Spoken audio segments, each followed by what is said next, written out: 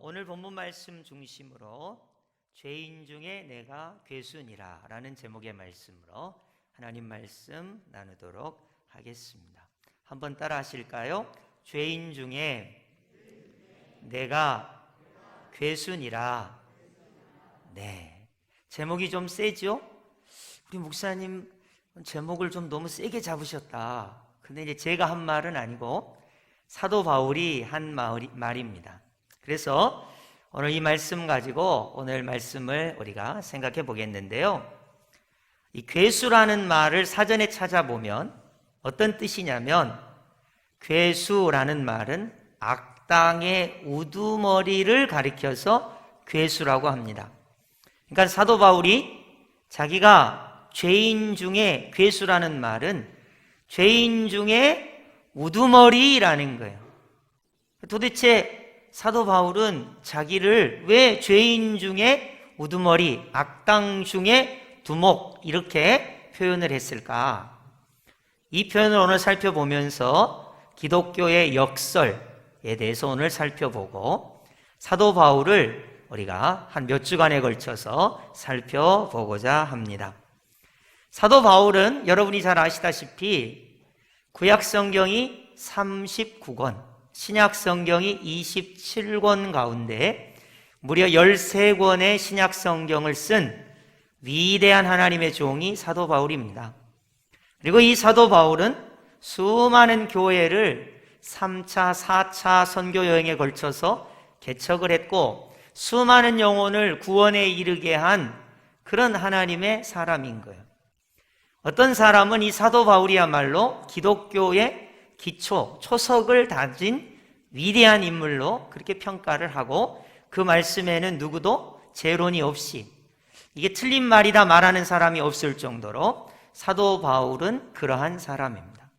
근데 이 사도 바울이 자기 자신을 가리켜서 나는 죄인 중에 괴수다 이렇게 표현을 했다는 것이에요. 그래서 오늘 이 말씀을 우리가 살펴보겠습니다. 우선 사도 바울을 한번 인간적인 면면을 살펴보도록 하겠습니다. 사도 바울은 베냐민 지파의 사람입니다. 우리 한번 야곱의 12아들을 한번 살펴볼까요? 화면을 한번 보시죠. 야곱은 12아들을 낳았어요. 첫 번째부터 12번째까지 제가 한번 읊어볼 텐데요. 루벤, 시므온, 레위, 유다, 단, 납달리, 갓, 아셀, 이사갈, 스불론, 요셉, 베냐민까지 12명의 아들을 낳았습니다. 이 중에서 사도 바울이 베냐민 지파라고 했는데 베냐민 지파가 왜 유명하냐? 베냐민 지파는 사울 왕이 초대 왕으로 등극한 지파가 베냐민 지파예요. 혹시 여러분 중에 전주희 씨가 계세요? 그러면 여러분이 속으로 은근히 뭐라고 생각하죠? 내가 조선시대에 좀 태어났으면 내가 그래도 왕족인데, 그런 생각을 하시는 분도 계시겠죠? 그러니까 이 베냐민 지파 그러면 초대 이스라엘의 왕이 나온 지파인 거예요. 그러니까 이 베냐민 지파가 얼마나 자부심이 있겠습니까? 그러니까 사도 바울이 자기를 가리켜서 나는 베냐민 지파요 이렇게 말을 한단 말이에요. 그러니까 베냐민 지파의 사람입니다.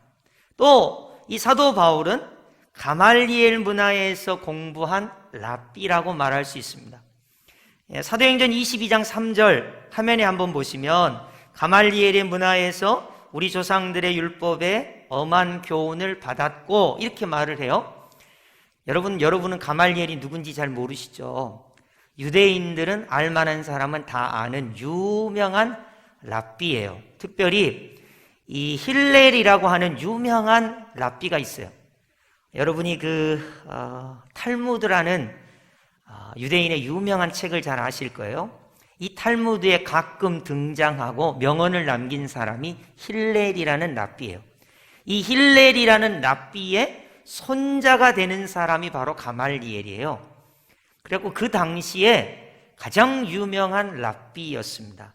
어느 정도로 별명이 있었는가? 율법의 영광이라 이런 별명이 있을 정도로 이 가말리엘이 그렇게 유명한 사람이에요.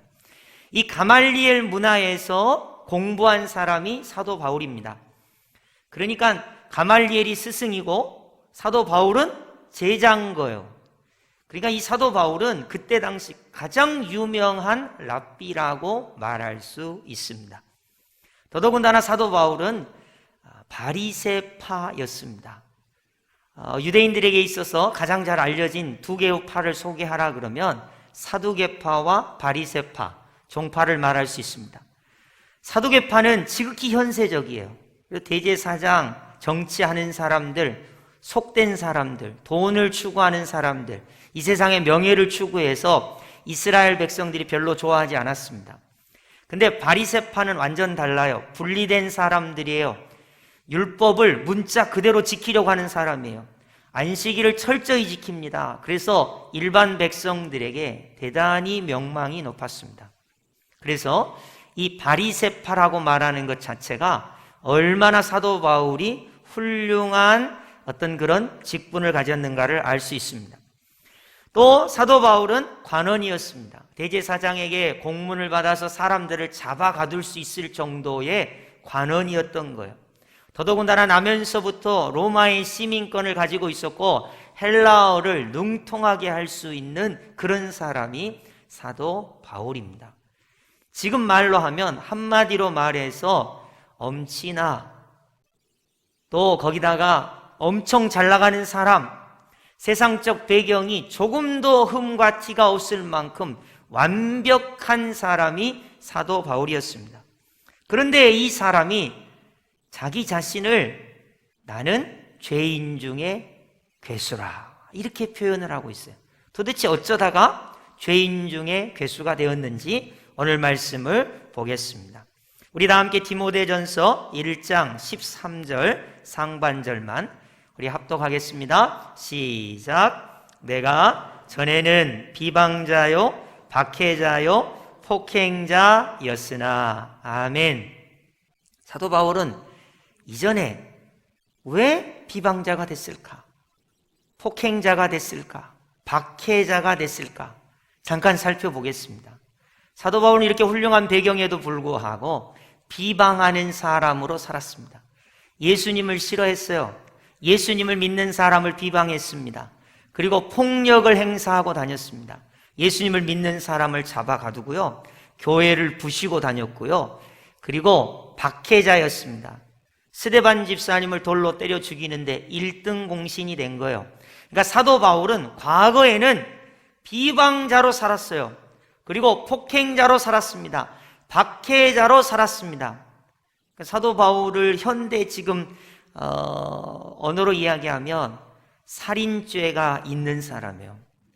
그리고 살인 미수죄가 있는 사람이에요. 건물을 무너뜨리고 다닌 사람이고 사람들을 옥에 가두는 사람이었어요.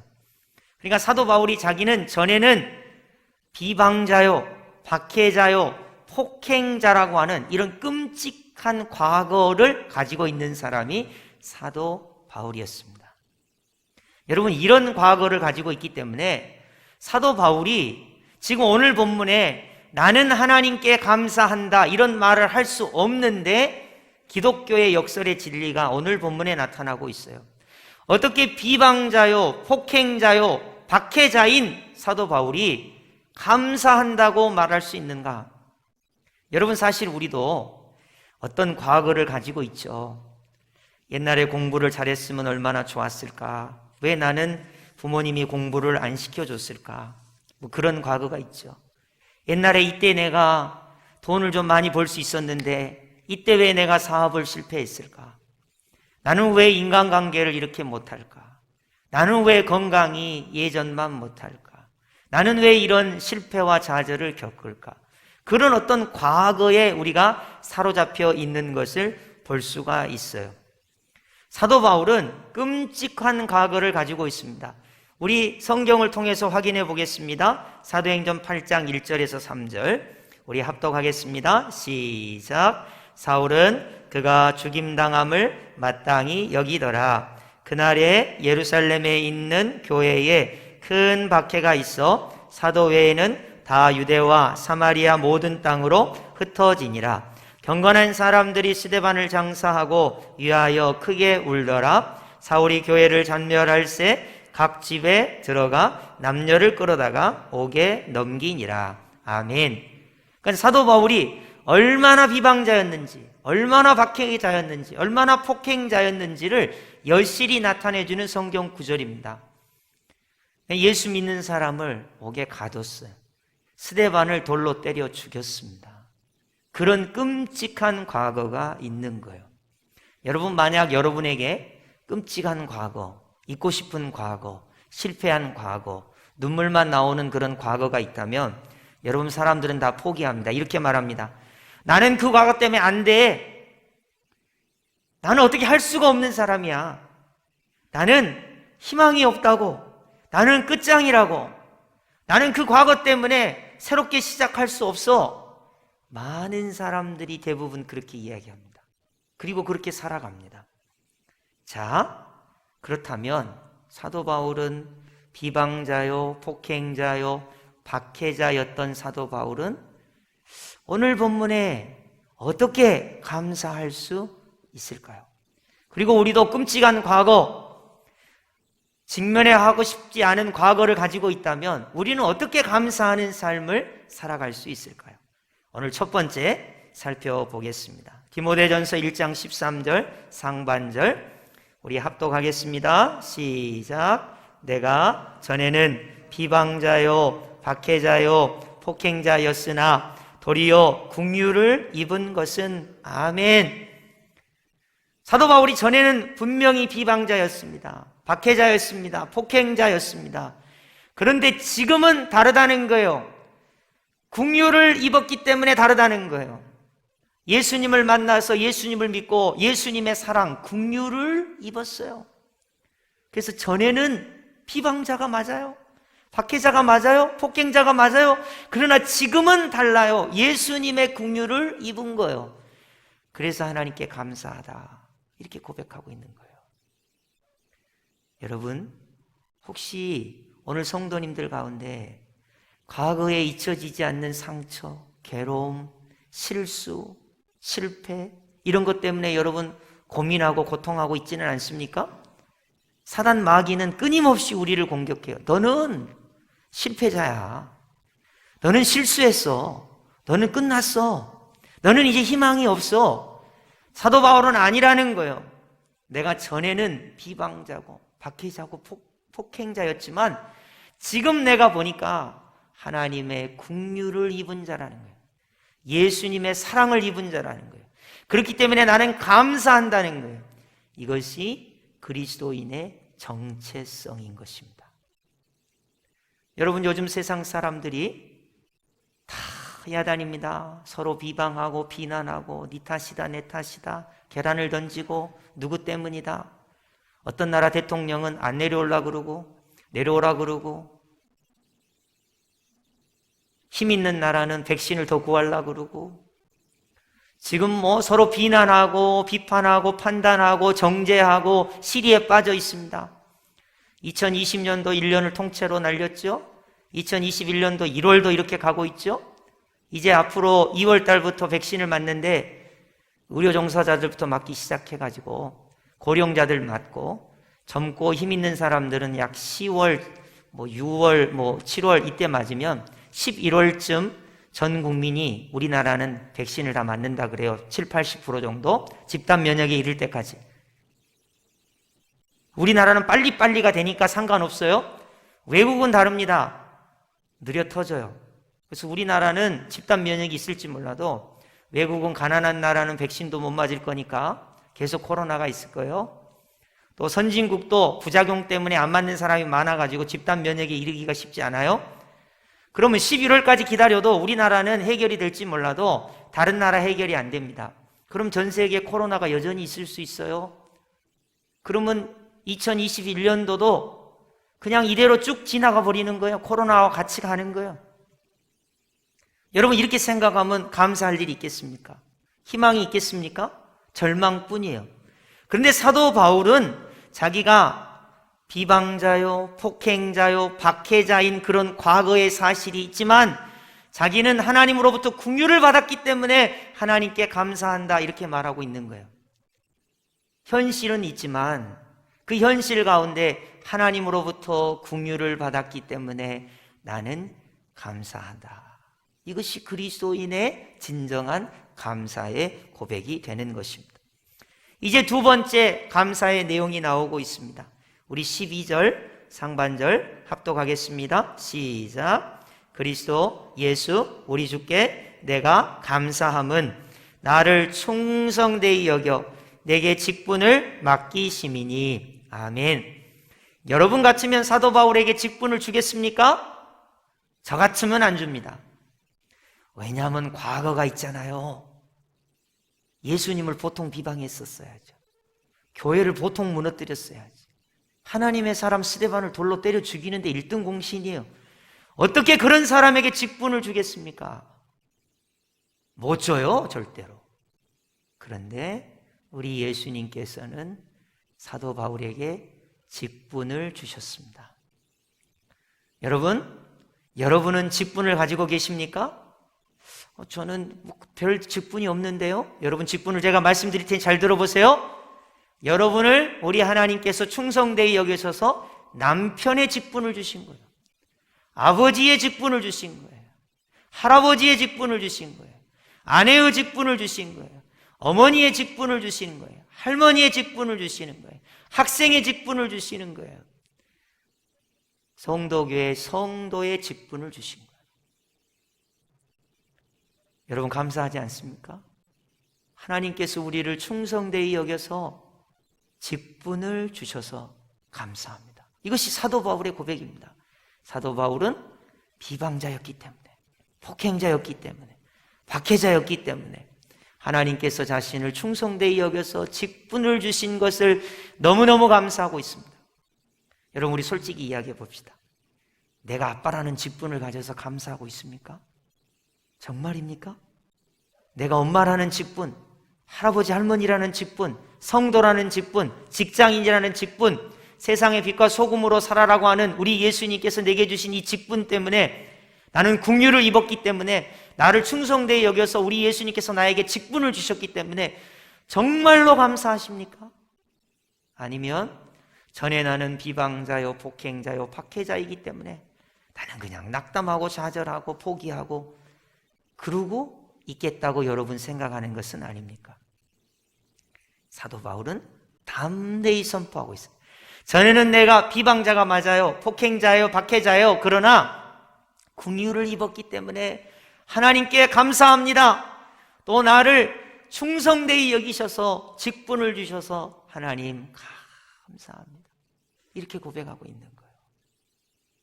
여러분 오늘날 코로나19가 전 세계를 지배하는 이때에 하나님께 진정한 감사를 올릴 수 있는 유일한 존재는 누구입니까? 그리스도인밖에 없어요. 그리스도인밖에. 어떤 사람이 긍휼을 입어서 감사할 수 있겠습니까? 어떤 사람이 하나님께서 내게 이 조그마한 직분이라도 허락해 주셨으니 감사합니다 말할 수 있겠습니까? 그것은 사도 바울처럼 그리스도인으로 감사한 것입니다. 이제 말씀을 종합해 볼까요?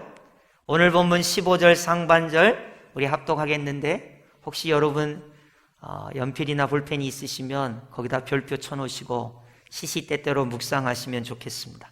우리 다 함께 15절 아멘 하는 마음으로 우리 합독합니다. 시작. 미쁘다 모든 사람이 받을 만한 이 말이요 그리스도 예수께서 죄인을 구원하시려고 세상에 임하셨다. 아멘. 우선 첫 번째 상반절을 보시면 미쁘다 이 말은 믿음직하다, 기쁘다 그런 말이에요. 야, 이 얼마나 믿음직한 말인가? 모든 사람이 받을 만한 말이에요. 여러분 모든 사람, 백인도, 흑인도, 황인도, 부자도, 가난한 사람도, 많이 배운 사람도, 적게 배운 사람도, 실패한 사람도, 성공한 사람도, 건강한 사람도, 약한 사람도 누구나 다 받을 만한 이 말입니다. 어떠한 말입니까? 자, 여러분 잘 들으세요. 마음에 새기세요. 그리스도 예수께서 누구를 구원하시려고? 다시요. 그리스도 예수께서 누구를 구원하시려고? 죄인을 구원하시려고. 여기다 나를 집어넣으면 돼요. 그리스도 예수께서 나를 구원하시려고. 자, 그러면 죄인을 구원하시려고 그랬어요. 그럼 나를 구원하시려고 돼야 돼요. 그럼 나는 누가 돼야 돼요? 다시요. 그리스도 예수께서 누구를 구원하시려고? 죄인을 구원하시려고. 그럼 내가 구원받아야 돼요. 그럼 여기다 내 이름을 집어넣어야 돼요. 그러면 나는 누구라고요? 죄인이에요. 자, 그렇게 생각하시고 1장 15절 하반절 우리 합독합니다. 시작. 죄인 중에 내가 괴수니라. 아멘. 예수님께서 죄인을 구원하시려고 이 땅에 오셨도다. 그럼 내가 죄인이 돼야 돼요. 그렇다면 나는 죄인 중에 괴수다. 왜냐하면 예수님께 긍휼을 입었으니까, 예수님께서 내게 직분을 주셨으니까. 나는 죄인 중에 괴수인데 나 같은 죄인을 위하여 예수님 십자가에 죽으셔서 나를 구원하여 주셨으니까 나는 죄인 중에 괴수다. 이렇게 고백하는 역설이 나타나게 됩니다. 여러분, 요즘과 같은 이런 어려운 때에 누가 진정한 감사를 할 수 있습니까? 아, 나는 돈을 많이 벌어서 하나님께 감사합니다. 나는 건강해서 감사합니다. 그런 감사 말고 나는 긍휼을 입었기에 감사합니다. 나는 직분을 받았기에 감사합니다. 종합하면 죄인을 구원하러 오신 예수님, 나는 죄인 중에 괴수만 또 못한데, 나는 죄인이었는데 예수님께서 나를 구원하시려 나에게 긍휼을 주시고 직분을 주셨으니 감사합니다. 이 감사가 바로 사도 바울의 감사가 되는 것입니다. 여러분, 2020년 한 해와 2021년 1월을 생각하면, 나를 생각하면, 과거를 생각하면, 실패를 생각하면, 좌절과 원한을 생각하면 후회와 분노와 원망과 짜증과 절망과 한숨이 가득하겠지만, 오늘 진리의 말씀을 여러분이 붙들고 사도 바울의 고백을 곰곰이 생각해 보시기 바랍니다. 그리스도 예수께서 죄인을 구원하시려 이 땅에 오셨도다. 나는 죄인 중에 괴수로다. 내가 죄인이므로 우리 예수님과 관계를 맺습니다. 그 예수님의 십자가 보혈로 내가 긍휼을 얻었습니다. 긍휼을 얻고 하나님의 백성 된 나에게 하나님께서 나에게 직분을 주셨습니다. 그러므로 나는 감사한다. 여러분, 이런 감사를 이 세상 어디에서 찾아볼 수 있단 말입니까? 이것은 죄인 중에 괴수만 감사할 수 있는 거예요. 긍휼을 얻은 이만 감사할 수 있는 거예요. 우리 주님이 나에게 직분을 주신 것을 확신하는 이만 감사할 수가 있는 것입니다. 여러분, 오늘 말씀을 꼭 기억하시고, 내가 죄인 중에 괴수로다. 그러나 우리 예수님이 이 죄인을 구원하시려 이 땅에 오셨구나. 나는 그 사랑을, 긍휼을 입은 자구나. 나를 충성되이 여겨 직분을 주신 하나님께 진정한 감사를 할 수 있는 기쁨의 회복이 나타나는 영원한 하나님의 은혜의 사람들이 되시기를 예수님의 이름으로 축복합니다. 아멘.